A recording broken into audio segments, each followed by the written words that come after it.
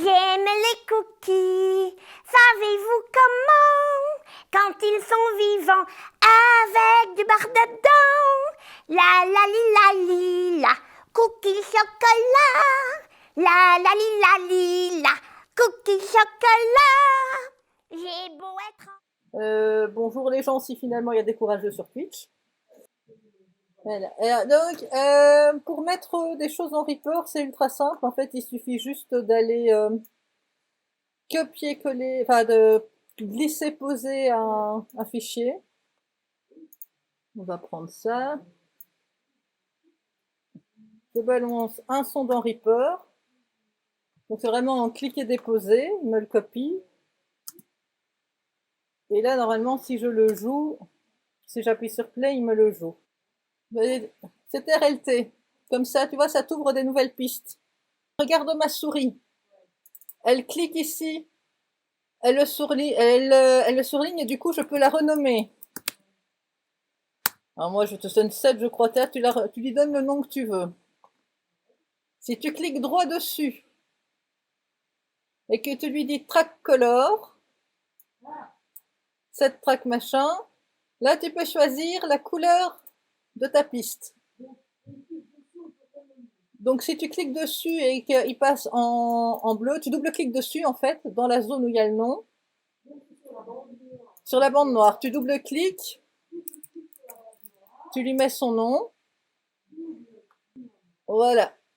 Et si tu cliques droit dessus dans une zone de couleur où il n'y a rien, tu peux lui dire aller dans les track color, set track color, donc c'est la couleur de la piste.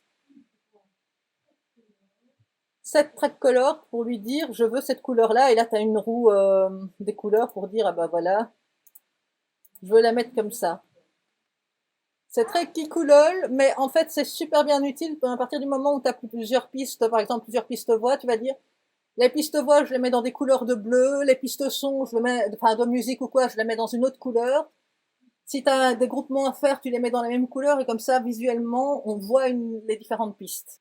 Donc pour la navigation en fait c'est simple, c'est le petit curseur ici qui dit où est-ce qu'on est. Et il suffit de le déplacer pour aller où on veut sur la piste. Il y a aussi le truc magique de la roulette.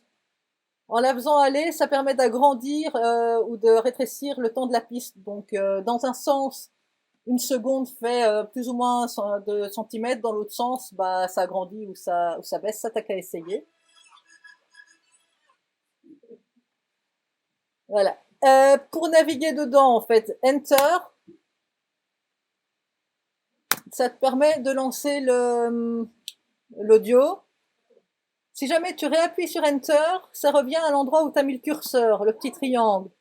Si jamais tu veux l'arrêter à l'endroit précis où tu es, parce que tu dis j'ai une coupure à faire, à ce moment-là, il faut appuyer sur Enter.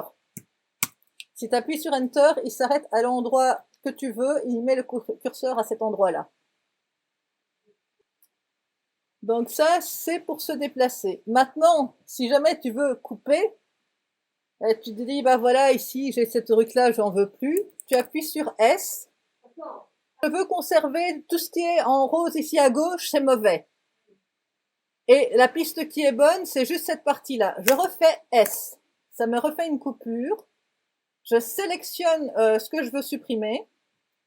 Donc la partie gauche. Je fais effacer. Il me l'enlève. Et pareil, je veux supprimer ce petit morceau-là. Donc j'ai mis les bornes où je veux séparer. J'ai fait S de chaque côté. Je le sélectionne, il faut qu'il soit en blanc. J'appuie pour effacer. Et il me reste plus que ce petit morceau-là. Pour sélectionner ce qu'on veut couper, il faut vraiment, avec la souris, on choisit l'endroit où on veut aller. On la met, on appuie sur S pour faire une première coupure. Et puis on rebouge la souris pour mettre jusqu'où on veut. On refait un S. Et tout ce qui est en blanc, qui apparaît en blanc, c'est les trucs qu'on veut couper. Donc ici, c'est mes deux petits morceaux. Je les retire ici et je les retire là en appuyant juste sur la touche effacée du clavier. Voilà. Alors comme là, vous voyez que j'ai un grand espace entre mes deux. Je clique simplement dessus, je laisse appuyer et je le redéplace au début. Et je peux faire pareil avec le reste. Non, c'est clic gauche, clic normal. Donc je clique dessus. Il y a la petite flèche qui apparaît qui me dit ok, c'est bon, je peux le bouger soit à gauche, soit à droite, soit le descendre d'une piste. Ça, c'est vraiment le tout basique. Et donc du coup, ici, comme ils sont tous indépendants les uns des autres, si je bouge le premier, il y a juste lui qui bouge. Ce qui vient derrière ne bougera pas.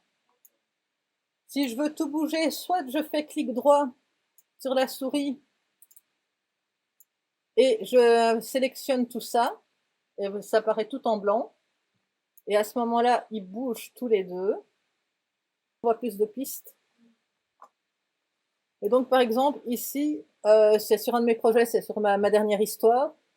J'ai vraiment organisé ça. Les premières pistes, c'est rien que du son, avec les musiques, avec les effets sonores, et le reste, c'est des voix, avec la narration. Bah oui, il y a de la narration, mais sinon, j'ai les personnages aussi en dessous. Et comme on peut voir, c'est vraiment... j'ai la narration et j'ai des pistes sonores qui sont à côté et qui parfois se chevauchent parce que j'ai du son, de la musique en même temps que la voix. Ici, c'est un podcast. Il y a plein de ratures, des sons, des machins, des trucs qu'elle veut couper.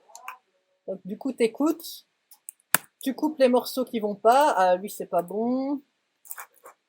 J'attends d'avoir ma... Tu es là?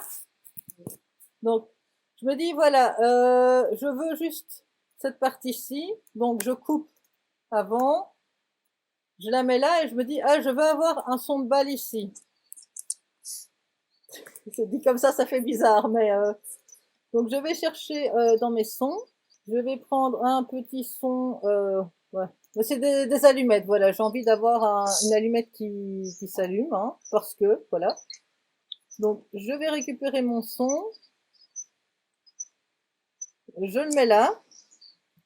Et je vois que ici, par exemple, j'ai plusieurs... attends, je vais faire un truc ici, je vais lui dire, je veux entendre juste cette piste-là, pas celle du dessus.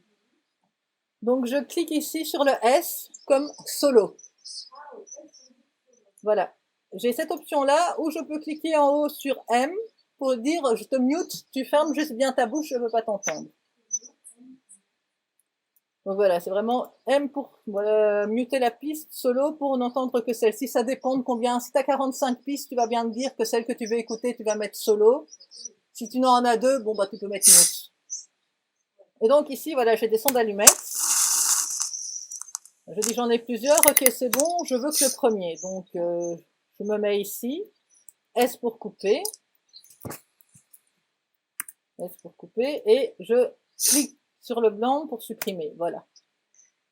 J'enlève le solo et je me dis, bon bah voilà, maintenant, c'est toujours le blanc qui supprime. Maintenant, j'ai mes deux pistes ici qui se superposent, donc je vais prendre celle-là, j'appuie gauche dessus, je garde appuyé et je la bouge, juste pour avoir mon son. Et du coup, tu as du son, ton truc qui arrive, et il repasse sur la piste d'à côté. Ici, je me dis, ouais, mais mon allumette, elle est vachement trop longue, donc je vais juste prendre le début. Je me mets à l'endroit où je veux couper. J'appuie sur S. Ah bah, je vois que là, il a sélectionné la bonne partie. Donc, juste, je l'efface. Je clique appuyer. Et je la remets là pour l'avoir comme je le veux. Voilà. Quand je veux mettre de l'espace entre deux parties, parce que je veux mettre un bruitage ou quoi aux caisses, je fais clic gauche pour sélectionner la zone. Et ça fait donc cette espèce de petit truc blanc avec deux petits triangles. Je vais dans un espace en dehors de ma piste. Je clique droit et je lui dis ici Insert Empty Space in Selection. Et du coup, il me décale tout à droite. Mais si j'avais d'autres pistes qui étaient plus loin, tout est poussé vers la droite du même espace. En fait, de se dire, ok, je vais devoir cliquer droit pour tout sélectionner et pour tout virer. Là, il le fait pour vous. Donc, il y a moyen de jouer ça. Alors, soit c'est en cliquant sur l'objet directement, il est sélectionné en blanc et puis tu fais F2. Et là, tu vois apparaître toutes les propriétés. Donc, tu cliques sur le truc dont tu veux changer le son. Donc il est sélectionné en blanc, tu fais F2. Et tu vois en dessous volume pan.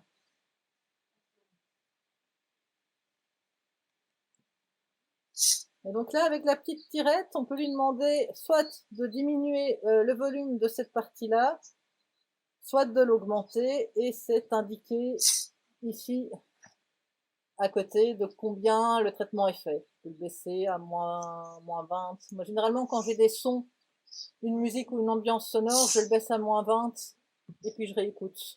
Et une fois que c'est fait, tu apply pour lui dire applique les modifications que j'ai faites et puis OK. Et donc pour vous donner un exemple, je vais reprendre ici. Voilà. Donc, et ça c'est vraiment quand vous utilisez F2 ou les propriétés de l'objet, ça n'agit que sur lui, que sur la partie qui a été sélectionnée. Si on veut agir sur toute une piste pour la monter ou la baisser, à ce moment-là, il faut la sélectionner ici, donc en cliquant dedans à gauche.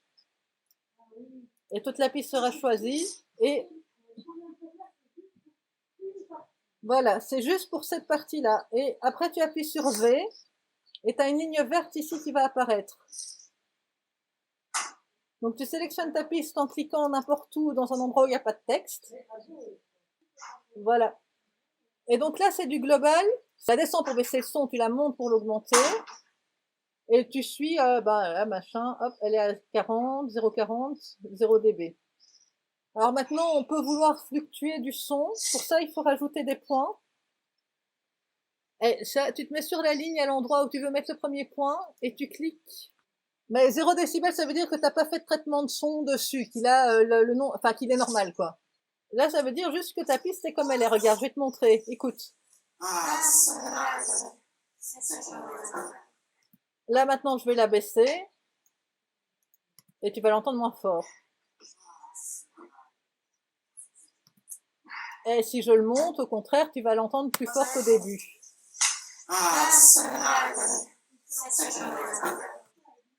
Et donc ça, c'est en cliquant gauche, en restant appuyé, on la monte, on la descend. Mais ça, au départ, ça te le fait sur toute la ligne. Tu peux choisir d'avoir des parties que tu vas augmenter ou baisser. Pour mettre les points, tu sélectionnes l'endroit, puis sur Shift et tu cliques. Donc tu vas sur ta ligne, quand tu es sur ta ligne verte, tu as l'espèce de double flèche qui apparaît. Tu appuies sur Shift et tu cliques gauche et ça te met un point. Et donc ça te permet vraiment de faire des montées, des descentes. Genre, pouf, voilà, là, et je lui dis, là je l'augmente. Alors le petit truc aussi, c'est qu'on peut mettre à chaque fois un petit point à côté pour quand on veut avoir une remontée, parce que ce point-là, on l'entend moins bien. Donc c'est pour faire un plateau en fait. Je mets mes 2 points et pour éviter que ce soit une montée trop boum boum, ça lisse la montée et on entend mieux les trucs qu'on entend moins. Pour supprimer les points, juste tu cliques dessus, il va se sélectionner en vert et puis tu fais la barre pour effacer. Ah, dis donc. Donc je vais vous faire une démo avec la super voix de Christelle. Hein. Je m'appelle Oreo. Regarde, ça c'est ce qu'on avait enregistré. Que je suis vivant, je ne veux plus être mangé, mais découvrir le vaste monde. Voilà, je me dis, ma piste là, elle est peut-être un peu trop forte, donc je vais la baisser un petit peu. Comme c'est une piste globale, soit je le fais en faisant F2, soit je le fais avec mon V. Parce que c'est bien. Je m'appelle Oreo. Et maintenant que je suis vivant, Voilà. Et je le baisse un petit peu. Être... Et maintenant, c'est l'effet bien. Je ne sais pas si vous avez déjà si vous avez déjà entendu parler des effets fade in et fade out. Ouais. Eh ben, en fait, sur Reaper, c'est super simple. Regarde bien ma souris. Je l'approche du bas et on a une vague qui apparaît. Je clique gauche, je garde enfoncé et ça apparaît comme ça. Maintenant Maintenant que je suis vivant, je ne Et veux il le plus fait être automatiquement. mangé. Alors, le côté beau, c'est que tu peux aller dessus. C'est une nouvelle thématique de vague. Je clique droit. Et là, il me propose différents types de vagues. J'utilise plutôt celle-ci, en fait. Et donc, en fait, la partie noire, enfin, grisée, c'est la partie qu'on n'entend pas. Oui, découvrir le vaste monde.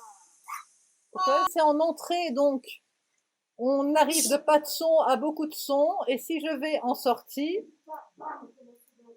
voilà, c'est ça. Et pour aller en sortie, j'ai pareil, en sortie, j'ai la vague. Je la mets comme ça. Je peux la changer ou pas.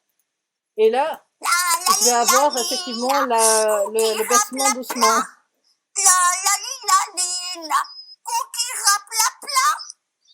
Même une fois mort, je vous Je ne m'en lasse pas, encore. j'avoue. Grâce à ma chanson qui tournera en rond. Et là, ça descend Vous ne m'oublierez doucement. pas. Cookie chocolat. Donc voilà. Et pour vous montrer un exemple concret avec ce genre de truc. Donc ici, par exemple, moi, c'est comme ça que je travaille sur mes podcasts. Donc j'ai mes lignes de son. Et ben, je vais juste vous montrer puis expliquer après. Donc, au début, j'ai ma musique qui est forte. Et je suis désolée pour les baffes de mauvaise qualité. Attention, Et puis attention. elle descend. Cette intro est bourrée de promos. Elle Zappez est si vous toujours n'êtes pas là, intéressé, mais mais j'ai la promis, voix qui elle est ne plus sera forte. pas longue. Par contre, avant de zapper, je Donc ça, c'est vraiment... je vais montrer ici juste avec la musique parce qu'apparemment le haut-parleur de mon ordi est un peu capricieux. Donc juste aller sur la musique, ça fait ça.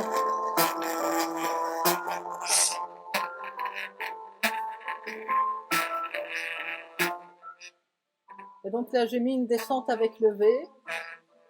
Voilà. Et donc ça, c'est ultra pratique quand on... Bah ici, on parle, hein. Et donc la musique est basse, mais on entend parler au-dessus, mais on l'entend toujours.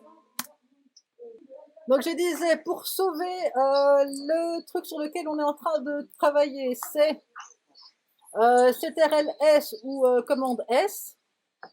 Dans le menu au-dessus, c'est File, Save, Save Project. Et donc tu lui dis, bah voilà, tu lui donnes un nom. Il te le sauve. Et comme ça, au moins, ton projet est sauvé. Et son nom apparaît ici au-dessus dans le RPP qui est le format spécifique à Reaper. Une fois que tu es contente de ton fichier, tu vas dans File, pardon. Tu vas dans Render. Il t'ouvre une fenêtre. Tu lui spécifies le nom que tu veux que ce soit. Et pour tes petits élèves, tu n'as pas besoin que ce soit en format Wave parce que c'est super lourd. Tu cliques dessus et te dis, voilà, moi je veux du MP3. Tu fais Apply, rendre render a file. Là, il va te l'écrire. Il faut juste patienter un petit peu. Sur ma musique, j'ai la fin d'un fade-in. Ici, j'ai du bruitage fade-in, fade-out pour faire l'entrée et la sortie. Et donc, ça se superpose.